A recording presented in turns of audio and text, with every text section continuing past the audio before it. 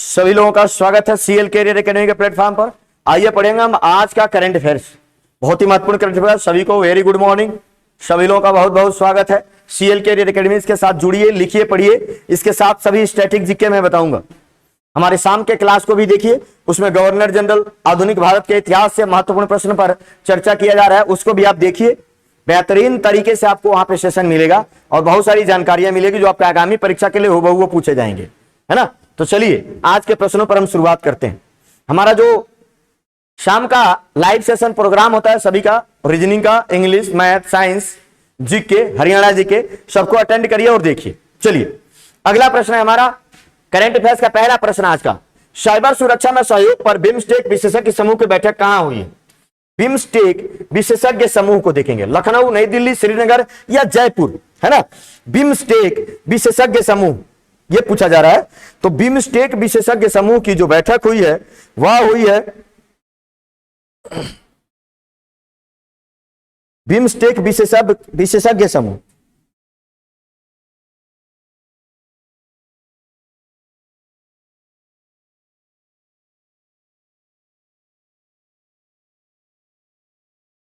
नई दिल्ली में। इसका उत्तर हो जाएगा नई दिल्ली। नई दिल्ली में, है ना, बिम्स्टेक विशेषज्ञ समूह की बैठक नई दिल्ली में हुई है। अब ये इसमें क्या हुआ है, तब भारत सरकार के राष्ट्रीय सुरक्षा परिषद सचिवालय द्वारा इसका जो है बैठक आयोजित किया गया है। इसका आयोजन किसने किया, ये एक प्रश्न हो जाएगा। आयोजन तो भारत सरकार के राष्ट्रीय सुरक्षा परिषद सचिवालय द्वारा, आयोजन भारत सरकार के राष्ट्रीय सुरक्षा परिषद सचिवालय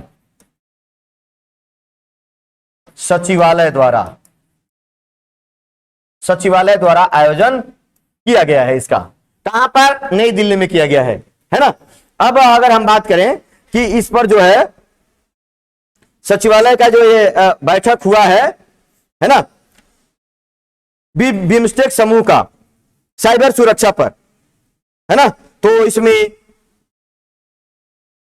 राष्ट्रीय सुरक्षा प्रमुखों का एक सम्मेलन है। ये क्या है? राष्ट्रीय सुरक्षा प्रमुखों का जो बिम्स्टेक है, बिम्स्टेक में 7 देश हैं। बिम्स्टेक में सुरक्षा जो है सलाहकारों का, सुरक्षा मंत्रियों का, सुरक्षा प्रमुखों का ये एक सम्मेलन है। साइबर सुरक्षा के जो राष्ट्रीय समन्वयक लेफ्टिनेंट जनरल राजेश पंत की अध्यक्षता में करेंगे, है ना। तो इसकी अध्यक्षता किसने की? राजेश पंत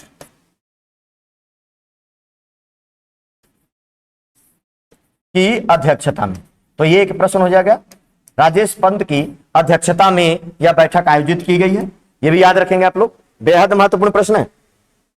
बांग्लादेश, भूटान, भारत, म्यांमार, नेपाल, श्रीलंका और थाईलैंड के प्रतिनिधि मौजूद रहे।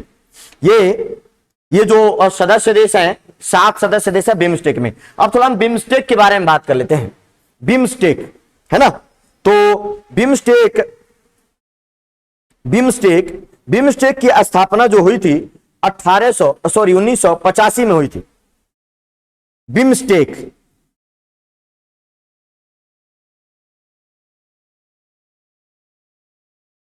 1900 बिम्स्टेक की स्थापना, है ना,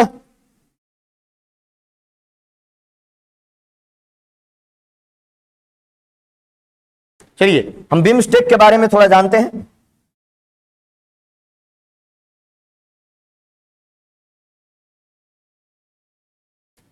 बिम्स्टेक, है ना, बिम्स्टेक की स्थापना, है ना, इसकी स्थापना हुई थी 1997 में, 85 में नहीं, 16 जून 1997 में, 16 जून 1997 में हुई।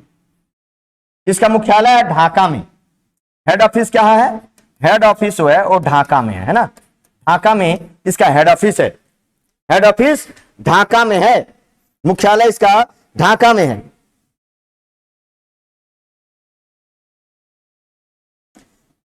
सदस्य देशों की संख्या 7 सदस्य देश, सदस्य इसके कौन कौन है? तो सदस्य देशों की संख्या 7 है। बांग्लादेश, भूटान, भारत। सदस्य देशों की संख्या देख लीजिए, सदस्य देशों की संख्या बांग्लादेश, भूटान, भारत, ये 3 हो गया। Sri Lanka, Thailand, Bangladesh, Bhutan, Bharat, Sri Lanka, Thailand, Myanmar और नेपाल। और कौन सदस्य है? म्यांमार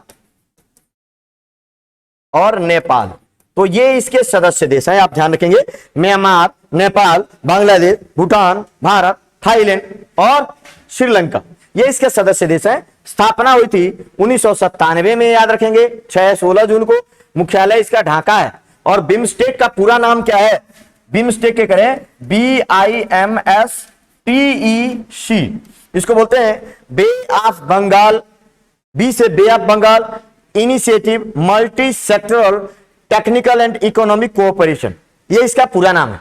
तो इसकी बैठक, विशेषज्ञ समूह की बैठक नई दिल्ली में हुई। तो ये सब याद रखिएगा। बिम्स्टेक के बारे में आपसे प्रश्न पूछा जा सकता है, बेहद महत्वपूर्ण है।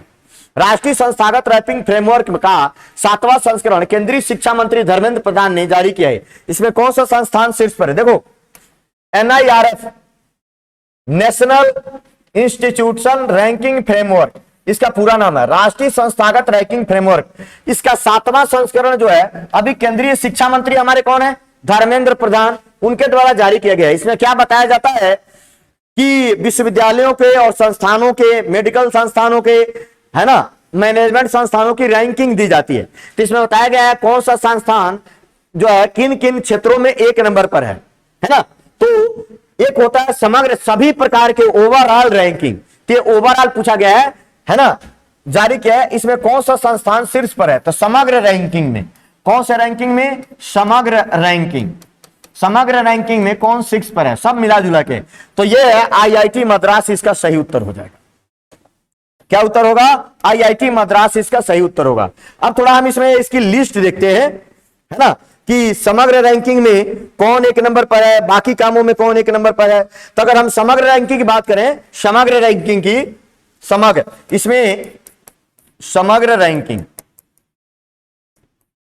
समग्र रैंकिंग में IIT मद्रास, यह है 1 नंबर। IIT मद्रास के बाद आएगा भारतीय विज्ञान संस्थान बेंगलुरु, IISc बेंगलुरु, यह विश्वविद्यालय है, भारतीय विज्ञान संस्थान है, IIT नहीं है, बेंगलुरु। ध्यान रखिएगा, यह महत्वपूर्ण प्रश्न है। यह आएगा दूसरे नंबर पर, है ना, यह विश्वविद्यालय है और यह दूसरे नंबर पर है। इसके बाद IIT Bombay, IIT Delhi, IIT Bombay, IIT Delhi, IIT Bombay जो है तीसरे नंबर पर, IIT दिल्ली चौथे नंबर पर है ना। IIT कानपुर 5वें नंबर पर है, IIT खड़गपुर 6ठे नंबर पर, IIT रुड़की 7वां, IIT गुवाहाटी 8वां, एम्स अखिल भारतीय आयुर्विज्ञान संस्थान 9वां और जवाहरलाल नेहरू विश्वविद्यालय 10वां में है। तो ये आपको याद रखना है, बहुत महत्वपूर्ण प्रश्न होगा। 4 समग्र ranking.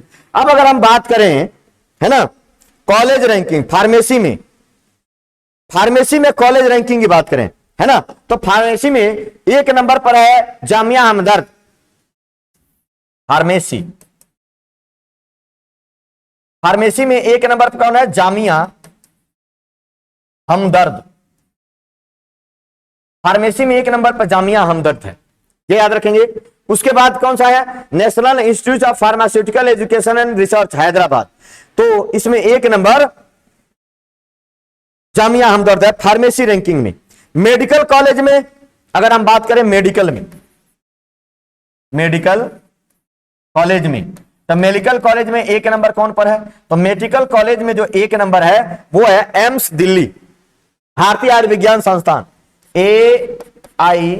AIIMS, AIIMS Delhi. AIIMS Delhi जो है कौन से नंबर पर है? 1 नंबर पर। मेडिकल में, पूरे भारत में मेडिकल कॉलेज के में उसमें देखेंगे एम्स जो है दिल्ली 1 नंबर पर है मेडिकल कॉलेज में। अगर हम बात करें प्रबंधन मैनेजमेंट में, अगर हम बात करें प्रबंधन कॉलेज, या इसको बोलते हैं मैनेजमेंट, प्रबंधन कॉलेज। तो प्रबंधन कॉलेजों में 1 नंबर पर है, इसको बोलते हैं IIM, Indian institute of management Ahmedabad. Indian institute of management Ahmedabad वाला कौन से नंबर पर है? प्रबंधन कॉलेज में पूरे भारत में 1 नंबर पर है अहमदाबाद। दूसरे नंबर पर है IIM बेंगलुरु, IIM बेंगलुरु, दूसरे नंबर पर IIM बेंगलुरु है। तीसरे नंबर पर IIM कलकत्ता है, तीसरे नंबर पर IIM कलकत्ता, IIM कलकत्ता। तो इस तरीके से सब रैंकिंग आप लोग ध्यान रखेंगे। ये 7वां संस्करण था राष्ट्रीय संस्थान रैंकिंग फ्रेमवर्क, जिसको केंद्रीय शिक्षा मंत्री धर्मेंद्र प्रधान ने जारी किया, शिक्षा मंत्रालय के द्वारा जारी होता है। बेहद महत्वपूर्ण प्रश्न है, आप याद रखेंगे, वेरी वेरी मोस्ट इंपॉर्टेंट। और ओवरऑल रैंकिंग में मद्रास टॉप पर है। IIT की अगर कहने ना, IIT में 1 नंबर पर कौन है? तो मद्रास ही है। ओवरऑल में भी मद्रास, IIT संस्थानों में भी Madras 1 number. Skill India mission की 7वीं वर्षगांठ कब मनाई गई है? स्किल इंडिया मिशन की 7वीं वर्षगांठ, तो स्किल इंडिया मिशन की 7वीं वर्षगांठ 15 जुलाई को, B is the right answer. 15 जुलाई को स्किल इंडिया मिशन की 7वीं वर्षगांठ मनाई गई है। बेहद महत्वपूर्ण प्रश्न है बेहद महत्वपूर्ण प्रश्न है। 15 जुलाई को मनाई गई है राष्ट्रीय कौशल विकास मिशन, जिसे स्किल इंडिया मिशन के नाम से जाना जाता है ना। इसको बोलते हैं राष्ट्रीय कौशल विकास मिशन, कौशल विकास मिशन। इसी को क्या बोला जाता है? Skill India mission. और यह कब आया था भाई? 15 जुलाई 2015 को। यह कब आया था स्किल इंडिया मिशन? 15 जुलाई 2015 को आया था। राष्ट्रीय, है ना, राष्ट्रीय स्तर पर राष्ट्रीय कौशल विकास मिशन 2015 में इसी दिन लॉन्च किया गया था। स्किल इंडिया युवाओं को कौशल सेट के साथ सशक्त बनाने, अधिक रोजगार योग्य बनाने के लिए केंद्र सरकार की पहल है। यह किसकी पहल है? केंद्र सरकार की एक पहल है। युवाओं को रोजगार लायक बनाना, उनके कौशल प्रदान करना और रोजगार के लायक उनको योग्यताधारी बनाना, यह किया गया। 15 जुलाई 2015 को लॉन्च किया गया था स्किल इंडिया मिशन। और 15 तारीख को इसको 7वीं वर्षगांठ जो है मनाई गई है। ये याद रखेंगे, बेहद महत्वपूर्ण प्रश्न होगा स्किल इंडिया मिशन के बारे में, है ना। तो चलिए अगले प्रश्न पर आते हैं। भारत का पहला ई वेस्ट इको पार्क कहां बनाया जाएगा? ई वेस्ट इको पार्क कहां बनाया जाएगा? भारत का पहला ई वेस्ट मतलब इलेक्ट्रॉनिक कचरा, ई वेस्ट को क्या बोलेंगे? इलेक्ट्रॉनिक कचरा पार्क कहां बनाया जाएगा? तो ये बनाया जाएगा नई दिल्ली में। नई Delhi is the right answer. और ये भारत का पहला इलेक्ट्रॉनिक कचरा पार्क होगा, ये बनाया जाएगा नई दिल्ली में।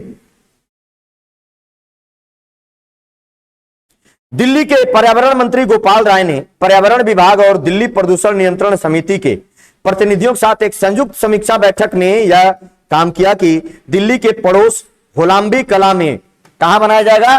दिल्ली के पड़ोसी, दिल्ली के पड़ोस में कहां पर? होलांबी कला, ये जगह है जहां बनेगा, होलांबी कला में बनेगा। तो ये इको पार्क कहां बनने वाला है? दिल्ली में। और दिल्ली के होलांबी कला में जो है यह बनाया जाएगा।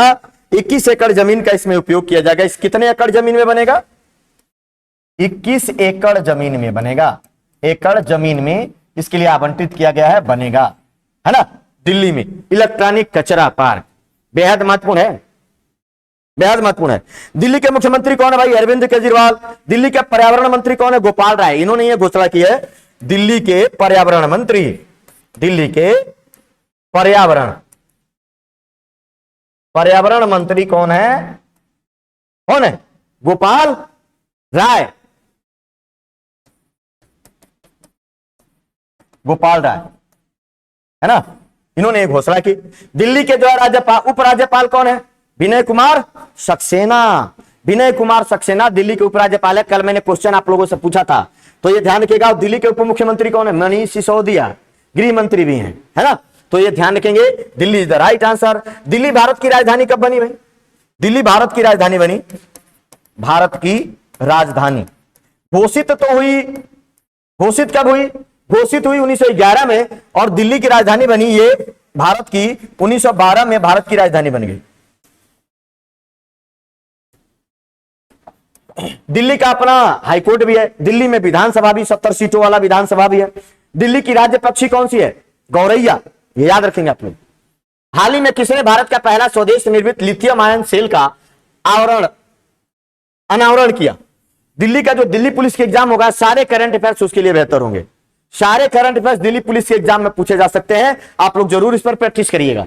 तो भारत का पहला स्वदेश निर्मित कौन सा? Lithium ion battery, lithium ion cell का अनावरण किया है। यह किया है ओला ने। किसने किया है? ओला। ओला एक कंपनी है, क्या करती है? ओला कंपनी क्या करती है भाई? ओला कंपनी क्या करती है? हाँ, जो एक दूसरे को पहुंचाती है। एक आदमी उसे बुक कर लेता है, गाड़ियां बुक कर सकते हैं आप, और उस समय पर पहुंच जाएगा और आपको पहुंचा देंगे एक जगह से दूसरे जगह, सर्विस देती है। तो ओला इलेक्ट्रिक ने देश की पहली स्वदेश रूप से लिथियम आयन सेल का अनावरण किया है ना। बेंगलुरु स्थित दोपहिया निर्माता कंपनी चेन्नई स्थित गीगा फैक्ट्री से 2023 तक यह सेल है ना NMC 2170 का बड़े पैमाने उत्पादन होगा। कहां से होगा? चेन्नई स्थित गीगा फैक्ट्री से। चेन्नई स्थित गीगा फैक्ट्री से कब तक हो जाएगा? 2023 तक भारी मात्रा में इसको क्या किया जाएगा? उत्पादित किया जाएगा। याद रखेंगे आप लोग इसको, महत्वपूर्ण प्रश्न होगा। तो लिथियम आयन ओला, ओला के बारे में जानिए। ओला कब आया था भाई? ओला आया कब था, है ना? तो ओला आया था 2017 में। ओला कब आया? 2017 में आया। और इसके संस्थापक कौन है? ओला के संस्थापक कौन है? ओला के संस्थापक है भाविश अग्रवाल। भाविश अग्रवाल ओला के क्या है? संस्थापक हैं, भाविश अग्रवाल। तो याद रखिएगा। तो पहला लिथियम आयन बैटरी है ना ओला के द्वारा, ओला आया 2017, संस्थापक है भाविश अग्रवाल। तो ये बातें याद रखिएगा।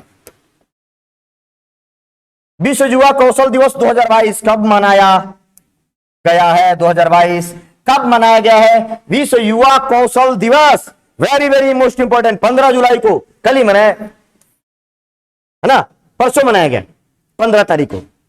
तो इस तरीके से विश्व युवा कौशल दिवस मनाया जाता है 15 कब?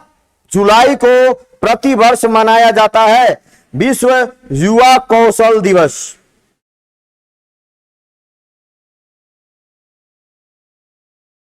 है ना। 15 जुलाई को मनाया जाता है। युवाओं को रोजगार, अच्छे काम और उद्यमिता के लिए कौशल से लैस करने के रणनीतिक महत्व पर केंद्रित है। यह दिन दुनिया भर के युवाओं को रोजगार, काम और उद्यमिता के लिए आवश्यक कौशल से लैस करने के लिए है ना, इसलिए यह मनाया जाता है 15 जुलाई को। इस बार थीम क्या है इसका? भविष्य के लिए युवा कौशल में बदलाव। विषय जरूर याद रखिए। इसका विषय, इसको बोलते हैं इंग्लिश में थीम। थीम क्या है ये जरूर याद रखिए। और इसकी थीम क्या है? तो थीम है भविष्य के लिए युवा कौशल में बदलाव। भविष्य के लिए युवा कौशल में बदलाव। भविष्य के लिए युवा कौशल में बदलाव, ये इसका उत्तर हो जाएगा।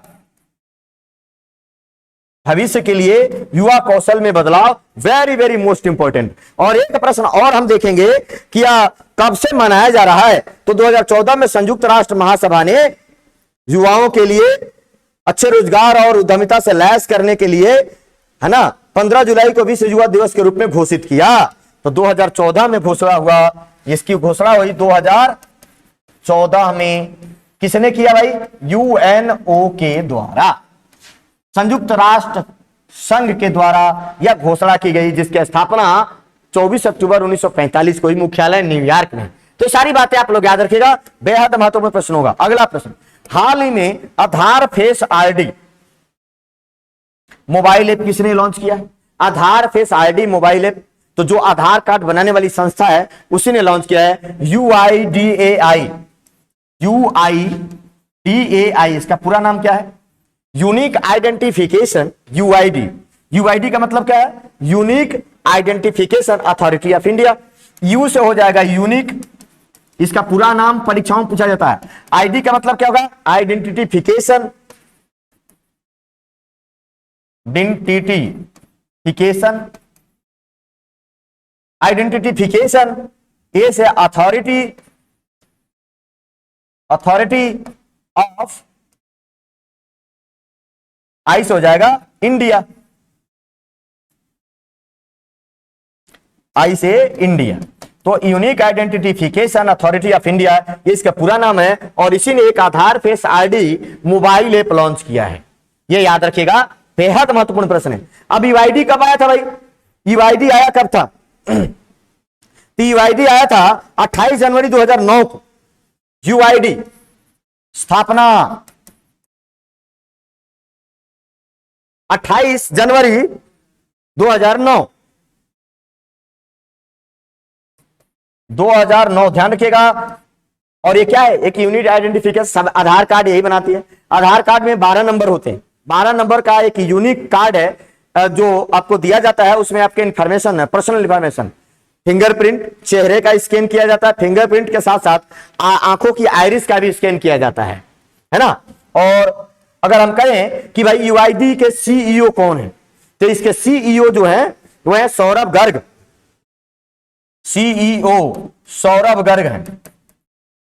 कभी भी आपसे पूछा जा सकता है कि यूआईडी भारत में कब आया, तो आप याद रखेंगे 2009 ईयर तो जरूर याद रखिएगा।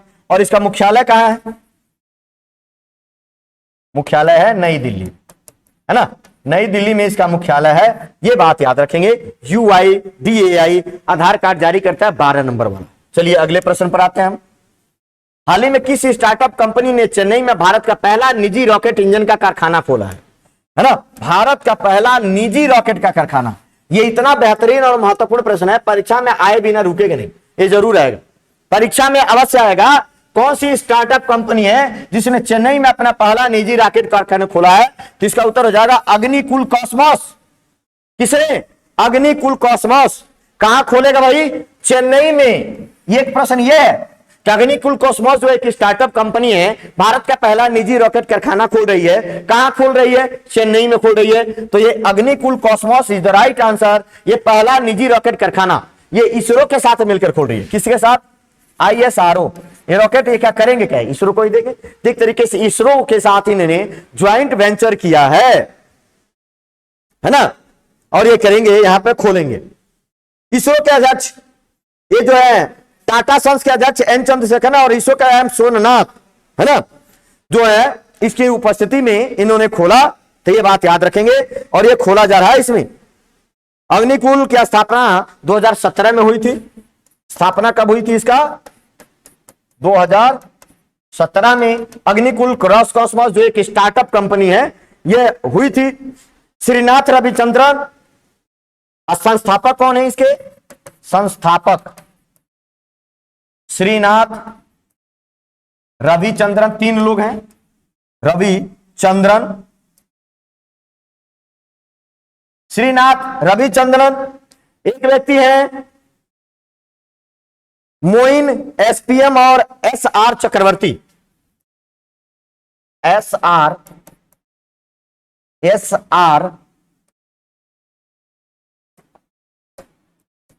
चक्रवर्ती। और एक व्यक्ति है मोइन SPM, मोइन SPM, है ना। तो इन लोगों ने मिलकर मुख्य रूप से श्रीनाथ रविचंद्रन, तो इन लोगों ने के द्वारा, है ना, IIT मद्रास के प्रोफेसर जो हैं, इन लोगों के द्वारा, इनके द्वारा की गई थी, है ना, 2017 में। चेन्नई वही कर रहे हैं। इंफोसिस ने डेनमार्क की कंपनी बेस लाइफ साइंस को कितने करोड़ रुपए में खरीद लिया? इंफोसिस एक भारतीय कंपनी है और इसने एक डेनमार्क की एक कंपनी है, क्या नाम उसका? बेस लाइफ साइंस को कितने करोड़ में खरीद लिया? 875 करोड़ में। कितने में खरीद लिया? इंफोसिस ने बेस लाइफ साइंस जो डेनमार्क की कंपनी है 875 करोड़ में खरीद लिया। यह डील बहुत शानदार है, इसलिए महत्वपूर्ण क्वेश्चन है। अभी देखेंगे जो ट्विटर के जो एलन मस्क ने खरीदा था उसका शून्य हमारा डील कैंसिल करेंगे, है ना। तो 875 करोड़ में डेनमार्क की कंपनी बेस लाइफ साइंस को किसने खरीद लिया? इंफोसिस ने खरीदा है। बेहद महत्वपूर्ण प्रश्न है ये, है ना। तो इस तरीके से ये किया गया। इंफोसिस के बारे में जानिए। इंफोसिस के संस्थापक नारायण मूर्ति हैं। इंफोसिस के संस्थापक नारायण मूर्ति हैं। इंफोसिस के संस्थापक नारायण मूर्ति हैं और वर्तमान में इसके सीईओ सलील पारेख हैं। सलील पारेख वर्तमान में इसके सीईओ हैं इंफोसिस के। डेनमार्क की राजधानी क्या है? कोपेनहेगन डेनमार्क की क्या है? राजधानी है। डेनमार्क एक यूरोपीय देश है, ये भी याद रखिएगा। इसकी राजधानी है कोपेनहेगन। आरबीआई ने ओला फाइनेंशियल सर्विसेज पर कितने करोड़ रुपए का जुर्माना लगाया है? गलत नियमों का प्रयोग करने के कारण आरबीआई ने क्या किया? ओला फाइनेंस सर्विसेज, ये ओला जो है फाइनेंस में भी आ गया, तो इस पर जुर्माना लगाया है। आरबीआई ने 1.67 करोड़ रुपए का जुर्माना लगाया है। 1.67 करोड़ रुपए का आरबीआई ने ओला फाइनेंशियल सर्विसेज पर क्या कर लिया है? जुर्माना लगाया है, गलत नियमों और गलत तरीके से, है ना, काम करने के कारण। तो इसका उत्तर हो जाएगा 1.67, है ना। आरबीआई के बारे में जानिए। आरबीआई भारत का केंद्रीय बैंक है, सबको पता है, रिजर्व बैंक ऑफ इंडिया। स्थापना कब हुई थी? स्थापना 1 अप्रैल 1935 से स्थापना भी हुआ, कार्य भी शुरू कर दिया। इसके गवर्नर कौन है? शक्तिकांत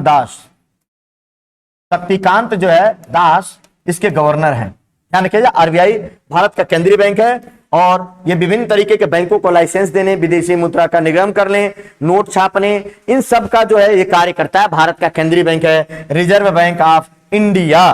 तो ये सब बातें ध्यान रखिएगा। इसके आरबीआई के पहले गवर्नर थे ओसबोर्न स्मिथ इसके पहले गवर्नर थे, ये भी याद रखेंगे। स्वतंत्रता के समय पहले भारतीय, स्वतंत्रता के समय थोड़ा सा पूछा जाता है, स्वतंत्रता के समय थे सीडी देशमुख,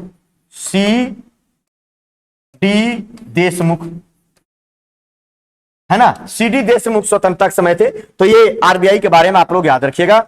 भारत में बांग्लादेश के नए उच्चायुक्त किसे बनाया गया है?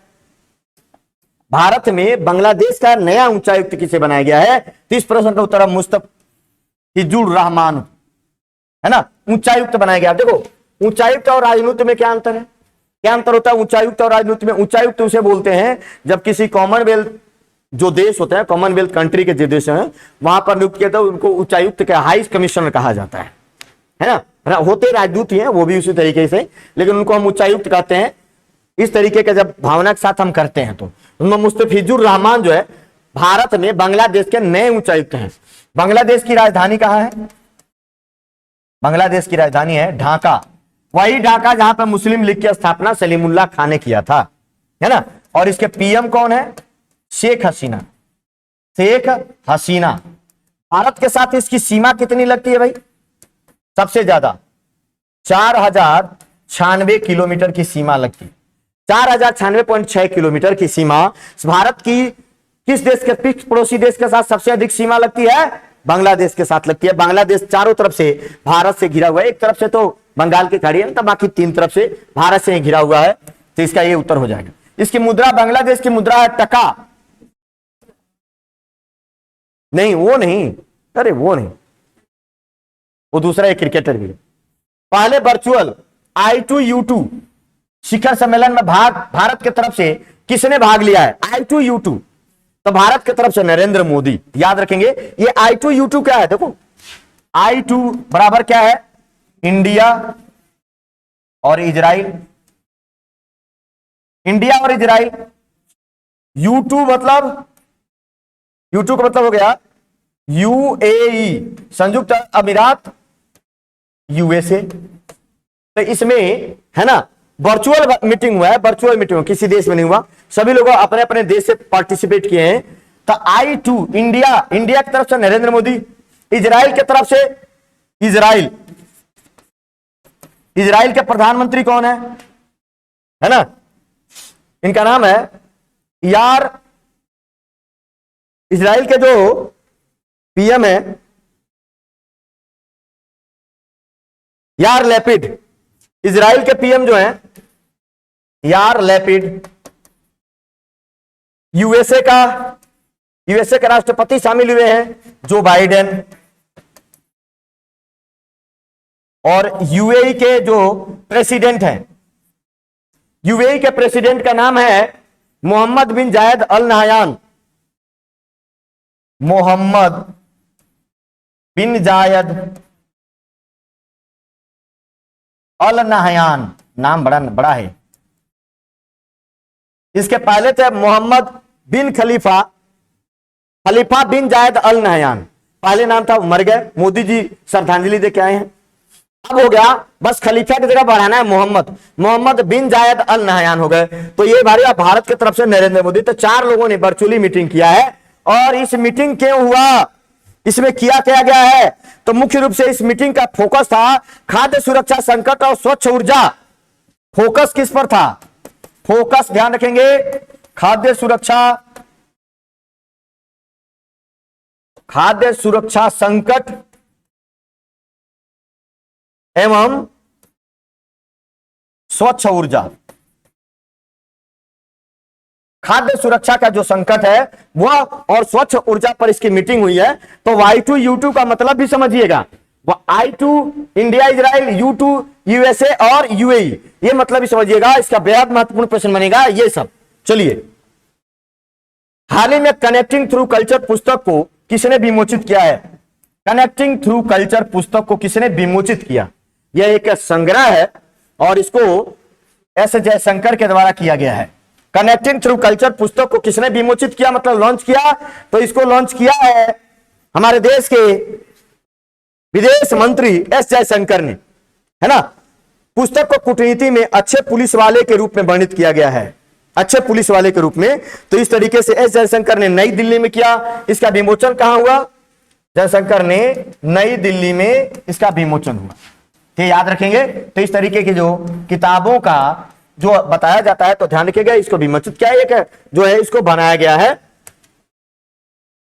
किस कंपनी ने दुनिया की सबसे तेज ग्राफिक्स DRAM चिप बनाई है, DRAM है ना, चिप बनाई है। तो दुनिया की सबसे तेज ग्राफिक DRAM ये बनाई है सैमसंग ने। सैमसंग कंपनी है दक्षिण कोरिया की। किस देश की कंपनी है ये, दक्षिण कोरिया की कंपनी, 5G में आने वाली पहली कंपनी थी ये। तो इसी ने सबसे तेज ये काम कर लिया है सैमसंग ने। Samsung is the right answer, दक्षिण कोरिया की कंपनी है और इसने क्या किया है, दुनिया की सबसे तेज ग्राफिक DRAM चिप लॉन्च किया है। DRAM का मतलब क्या होगा, dynamic random access memory. DRAM का फुल फॉर्म क्या होगा, डायनेमिक्स, और रैम का फुल फॉर्म लोग जानते हैं random access memory, random access memory, random access memory. तो ये इसका पूरा नाम है डायनेमिक्स रैंडम एक्सेस मेमोरी, ये इसका पूरा नाम है और यह सैमसंग ने इसको बनाया है। एक महत्वपूर्ण प्रश्न हो जाएगा, 24 गीगाबाइट ग्राफिक डबल डेटा के साथ 6 DRS, बहुत ही तेज होगा ये, है ना, बहुत ही तेज होगा, है ना। सैमसंग के संस्थापक ली ब्यूंग चुल हैं, सैमसंग के संस्थापक का नाम है कठिन सा है थोड़ा, ली ब्यूंग चुल, ली ब्यूंग चुल। और संसद के जो अध्यक्ष हैं ली कुन ही, अध्यक्ष वर्तमान में जो इसके अध्यक्ष है ली कुन ही, ये इसके अध्यक्ष हैं। तो सैमसंग शानदार मोबाइल बनाती है, लोगों के हाथों में इसके मोबाइल्स हैं। किन राज्य की सरकार ने अर्न विद लर्न योजना शुरू की है, किस राज्य की सरकार ने शुरू किया भाई, earn with learn, earn with learn. पढ़ाई से आप क्या करिए, कमाई करिए, पढ़ाई के साथ कमाई, लर्न विद अर्न, पढ़ाई भी करिए कमाई भी करिए। तो इसका उत्तर हो जाएगा त्रिपुरा की सरकार। किसने किया है, त्रिपुरा की सरकार ने यह किया है, इसका उत्तर हो जाएगा।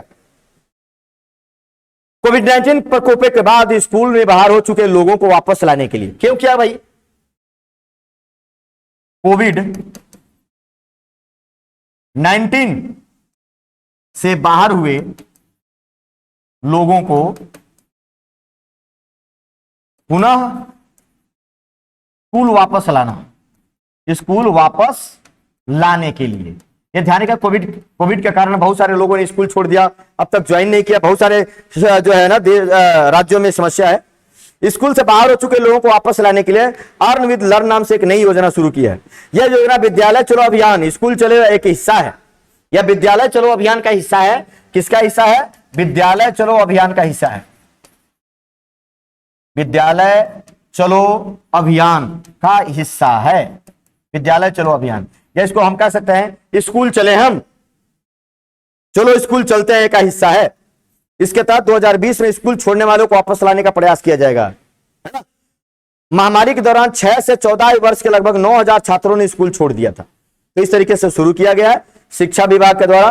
प्रत्येक स्वयंसेवक को 500 रुपए दिए जाएंगे यदि वे एक ही स्कूल में एक ड्रॉप आउट छात्र का नामांकन कराते हैं। इसमें एक फायदा है, जैसे इसके तहत स्वयंसेवक बनाए जाएंगे। अगर जो बच्चा ड्रॉप आउट हुआ है, अगर उसको एडमिशन करवाते हो आप फिर से पुनः लाकर, तो उस स्वयंसेवक को जो स्कूल में बच्चों का एडमिशन करवाएगा, प्रत्येक बच्चा 500 रुपए मिलेगा, है ना। ये एक बहुत अच्छा पहल है। प्रत्येक स्वयंसेवक को 500 रुपए दिए जाएंगे यदि वे एक ही स्कूल में एक ड्रॉप आउट छात्र का नामांकन कराते हैं। कार्यक्रम को सफल बनाने के लिए आंगनबाड़ी शिक्षा संघ जो सहायता लिया जाएगा। अब त्रिपुरा की राजधानी देखते हैं भाई, त्रिपुरा की राजधानी क्या है? त्रिपुरा के बारे में जानिए। त्रिपुरा की राजधानी अगरतला, ये लगभग पता होगा, अगरतला है।